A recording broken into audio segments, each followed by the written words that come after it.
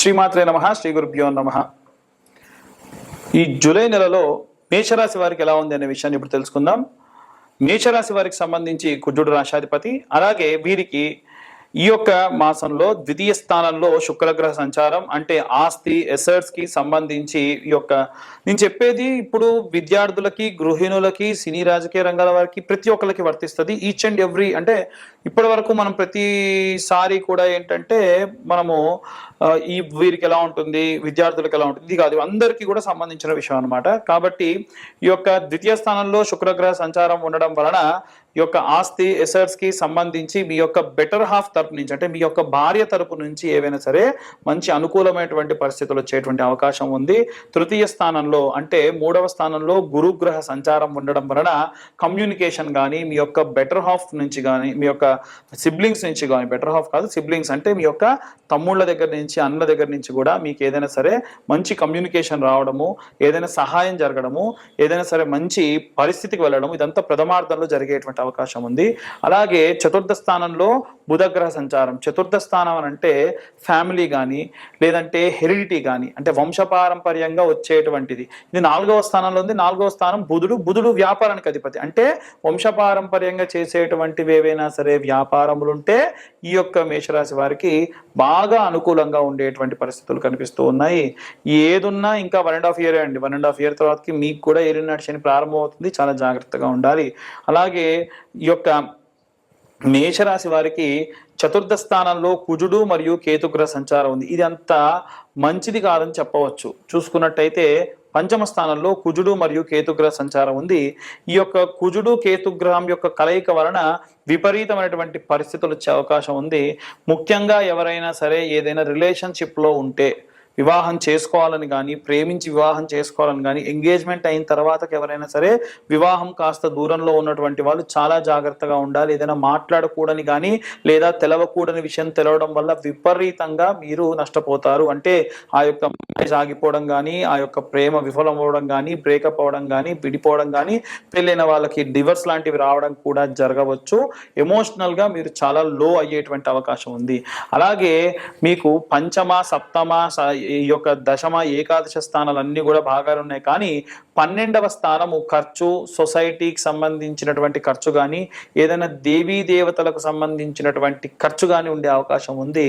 ఈ 12వ స్థానంలో శనిగ్రహ సంచారం ఉండడం వలన వీలైనంత వరకు కూడా ఏదైనా సరే భయాందోళన వలన మీరు ఈ యొక్క దేవీ దేవతలకి ఆరాధన చేయడం జరుగుతుంది. ఇవన్నీ గోచారరీత్యా చెప్పేటువంటి విషయంలో మాత్రమే. పూర్తిగా మీ జాతకం విశ్లేషణతో కావాలి అని ఉంటే కింద ఉన్న నెంబర్ కాంటాక్ట్ చేయండి.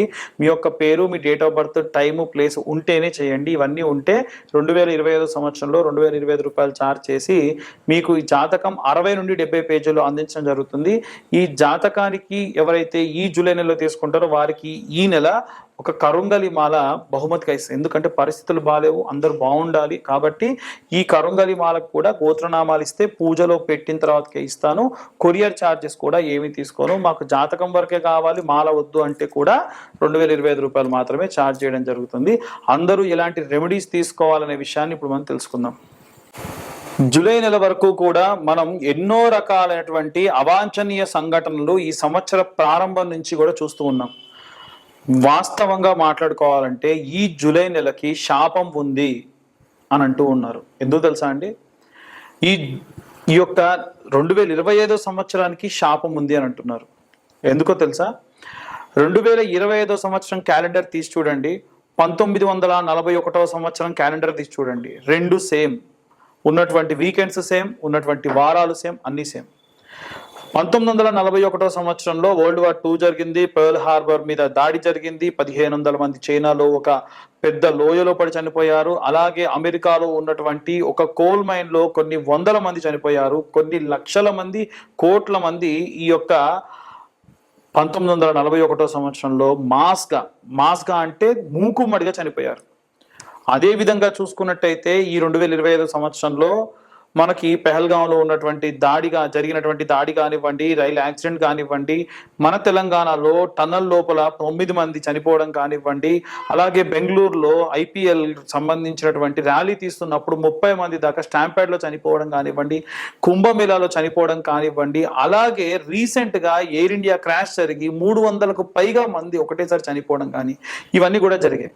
ఇవన్నీ కూడా ఇప్పటి వరకు గడిచిన 6 నెలల్లో మాత్రమే జరిగాయి. తెలుసా? ఏదైనా మొత్తంలో పెట్రోల్స్ లాంటి ఎక్స్ప్లోషన్స్ జరగవచ్చు. బయట ఆల్రెడీ వార్ జోన్ నడుస్తుంది ఇజ్రాయెల్ కి, ఇరాన్ కి. దాంట్లో గనక వేరే వేరే దేశాలందరూ కూడా యాడ్ అయితే ఒక దేశం ఇంకో దేశం మీద ఉన్నటువంటి ద్వేషాన్ని వెళ్ళబుచ్చే అవకాశం ఉంటుంది.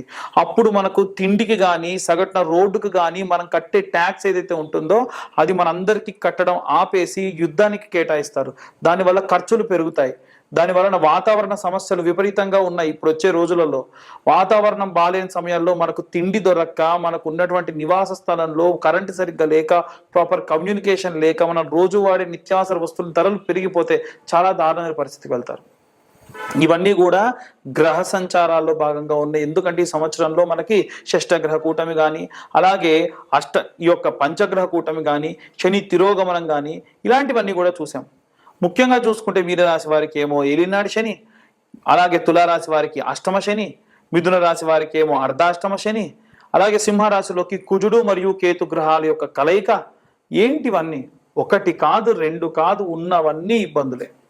కాబట్టి ఈ జూలై నుంచి 2వ ఫేజ్ అనేటువంటిది స్టార్ట్ అవ్వబోతుంది. జరిగే డిజాస్టర్కి సంబంధించి అందరూ చాలా జాగ్రత్తగా ఉండండి. బయట వాతావరణం బాలేదు, మీరు ప్రయాణం చేయాలంటే ఆపేయండి. మీకు ఏదైనా నెగిటివిటీ అనిపిస్తుంది, ఏదైనా చేసేటప్పుడు, వెళ్ళేటప్పుడు, పని చేసేటప్పుడు వెళ్ళకండి. మెట్రో స్టేషన్లో ఏవైనా కూలి కింద ఉన్న వాళ్ళు ఎవరో ఒకరు చనిపోయే అవకాశం ఉంటుంది. ఈ వీడియో ఆన్ రికార్డ్ ఉంటుంది, చూసుకోండి కావాలంటే. మనకి ప్రమాదం ఎటువైపు నుంచి వస్తుందో తెలియదు. గట్టిగా గాలి దుమారం వస్తే హోర్డింగ్స్ పడిపోయి మనుషులు చనిపోయే అవకాశం ఉంది. సో చాలా జాగ్రత్తగా ఉండండి. ఉన్నటువంటి గ్రహ సంచారాలు ఏవి బాలేవు, ఎవ్వరికీ బాలేదు. నిత్యం ఇంట్లో ప్రతి ఒక్కరు హనుమాన్ చాలీసా, దేవి భాగవతము, లేకుంటే చాగట్టి గారు లాంటి వాళ్ళు ఈ యొక్క సుందరాకాండ లాంటి పారాయణాలు చేశారు, అవి వినండి. రోజు మీరు ఏదో ఒక మంత్రం చదవండి. చాలా ఈజీగా ఉండే మంత్రాలు, పంచాక్షరి మంత్రము ఓం నమ శివాయ అన్న మంత్రం చదవండి. ఇలాంటి కరుంగలి మాలలు ఉంటాయి. వీలైతే కింద ఉన్న నెంబర్కి కాంటాక్ట్ చేస్తే ఈ కరుంగలి మాలలు మీ గోత్ర నామాలతోని పూజ చేసి మీ దాకా అందించడం జరుగుతుంది. అలాంటి కరుంగలి మాలలు జపం చేయండి. రోజు 108 జపం చేయండి. ఓం నమ శివాయ జపం చేసేటప్పుడు కర్చీఫ్ పైన కప్పుకోండి. ఎందుకంటే భూమి నుంచి ఆకాశం మధ్యలో ఎవరన్నా సరే అటు ఇటు కాకుండా తిరిగేటువంటి కొన్ని ప్రేతాలు ఉంటాయి. వాటి ప్రభావం వల్ల చదివిన మంత్రం శక్తి దీనికి కానీ మీకు కానీ రాదు. అలా 108 సార్లు ఓం నమ శివాయ మంత్రాన్ని రోజు పొద్దున కానీ, సాయంత్రం ఏదైతే 2 పూట కానీ జపం చేయండి. అలాగే ఓం క్లీం కృష్ణాయ వాసుదేవాయ హరయే పరమాత్మనే ప్రణతక్లేశనాశాయ గోవిందాయ నమో నమః అన్న మంత్రాన్ని చదవండి. ఇలాంటి మంత్రపఠనాలు చేయడం వల్ల విపరీతమైనటువంటి శక్తి లభిస్తుంది. రైతులకు విపరీతమైనటువంటి నష్టం వచ్చేటువంటి అవకాశం ఉంటుంది. ముఖ్యంగా పత్తి రైతులకు కానీ, మిరప రైతులకు కానీ చూసుకుంటే వాతావరణంలో జరిగినటువంటి మార్పుల వల్ల, వచ్చినటువంటి వరదల వల్ల, తుఫాన్ల వల్ల మీ పంట నష్టం జరుగుతుంది. ఏదైనా సరే పంట కోతకొస్తే ఇంకా బాగా కాస్తుందేమో, ఉంచుదాము అనుకునేలో పంట ఖరాబ్ అయిపోతుంది. కాబట్టి ఏ సమయానికి చేసేటువంటి పనులు రైతులు ఆ పనికి చేసేసేయండి. రాజకీయాల్లో ఉన్నటువంటి ప్రముఖులలో ఒకరు మరణిస్తారు అని చెప్పి జూన్లో, మనకు మార్చిలో ఉన్నటువంటి రాశి ఫలాల్లోనే నేను ఇంతకు మునిపే చెప్పా. అలాగే గుజరాత్ ex-CM చనిపోయారు. నెక్స్ట్ ఇప్పుడు సినిమా ఇండస్ట్రీకి సంబంధించి ఒక వ్యక్తికి ప్రమాదం జరగబోతుంది. చాలా జాగ్రత్తగా ఉండండి. అలాగే ఈ యొక్క జూలై మాసంలో ప్రత్యేకంగా అందరూ కూడా ప్రత్యేకమైనటువంటి పూజలు ఏం జరిగినా సరే చేయండి. ముఖ్యంగా వారాహి నవరాత్రులు జరుగుతున్నాయి కాబట్టి వీలైతే ఈ వీడియోని మేము ఈ జూలై మాసం కంటే ముందే టెలికాస్ట్ అయ్యేట్టుగా చూస్తాం. అప్పుడు ఏమవుతుందంటే 25వ తారీఖు నుంచి మనకి అమ్మవారి యొక్క నవరాత్రులు ఉన్నాయి. ఈ నవరాత్రుల్లో సింపుల్ అండి, చిన్న గౌరవం తయారు చేసుకొని అమ్మవారికి, ఈ యొక్క వారాహి అమ్మవారికి కానీ, శ్యామల అమ్మవారికి కానీ పీతవర్ణం అంటే గ్రీన్ కలర్ అంటే చాలా ఇష్టం. ఎరుపు అలాగే గ్రీన్ చాలా ఇష్టం కాబట్టి కుంకుమార్చన చేయాలి. అది కూడా కుబేర కుంకుమతో లేదా శుద్ధమైనటువంటి ఈ యొక్క మెరూన్ కలర్ కుంకుమతోని పచ్చకర్పూరం కలిపి కుంకుమార్చన చేయండి. చాలా మంచిది. అలాగే వ్యాపారస్తులు ఈ వారం రోజులు, ఈ 9 రోజుల తర్వాతకి రోజు పెట్టుకునే బొట్టులో పచ్చకర్పూరం కలిపేసేసి పెట్టుకోండి. రోజు ఆ బొట్టుని మీరు ధరించండి. ఇలాంటివి చేయడం వలన విశేషమైన శక్తి లభిస్తుంది. ఇవన్నీ గోచార రీత్యా చెప్పేటువంటి విషయంలో మాత్రమే. పూర్తిగా మీ జాతకం విశ్లేషణతో కావాలి అని అంటే కింద ఉన్న నెంబర్కి కాంటాక్ట్ చేయండి. మీ పేరు, మీ date of birth, time, place మాకు ఫోన్ చేసి మీ యొక్క ఇవన్నీ డీటెయిల్స్ అన్ని ఇవ్వడం వలన ఈ యొక్క 2025 సంవత్సరంలో 2025 రూపాయలు మాత్రమే తీసుకొని పూర్తిగా జాతకం మీకు అందించడం జరుగుతుంది. ప్రత్యేకంగా ఈ జూలై నెలలో ఎవరైతే జాతకం చెప్పించుకుంటారో వారికి కరుంగలి మాల ఉచితంగా ఇవ్వడం జరుగుతుంది. ఇది నా ఇంట్రెస్ట్ కొద్దీ నేను ఇస్తున్నా. అందరూ ప్రాబ్లమ్స్ నుంచి బయటపడాలి అనేది నా ఉద్దేశం. ఇంకోటి ఏంటంటే కొరియర్ ఛార్జెస్ కూడా తీసుకోను. కొరియర్ ఛార్జెస్ అంతకుముందు 100, అవుట్ ఆఫ్ స్టేట్ అయితే 200 ఛార్జ్ చేస్తున్నారు కదా. కొరియర్ ఛార్జెస్ కూడా లేకుండా నేను మీ దాకా ఈ యొక్క కరుంగలి మాల అందిస్తా. కొంతమంది ఫోన్ చేసి మాకు అట్లయితే కరుంగలి మాల వద్దని జాతకం వరకు ఎంత అనకండి. మీరు కరుంగలి మాల తీసుకున్నా తీసుకోకపోయినా జాతకానికి ఛార్జ్ వచ్చేసి 2025 రూపాయలు మాత్రమే. కాబట్టి ఇక అందరూ కూడా బాగుండాలి, అందరూ నేను ఉండాలని కోరుకుంటున్నా. సర్వే జనా సుఖినో భవంతు. స్వస్తి.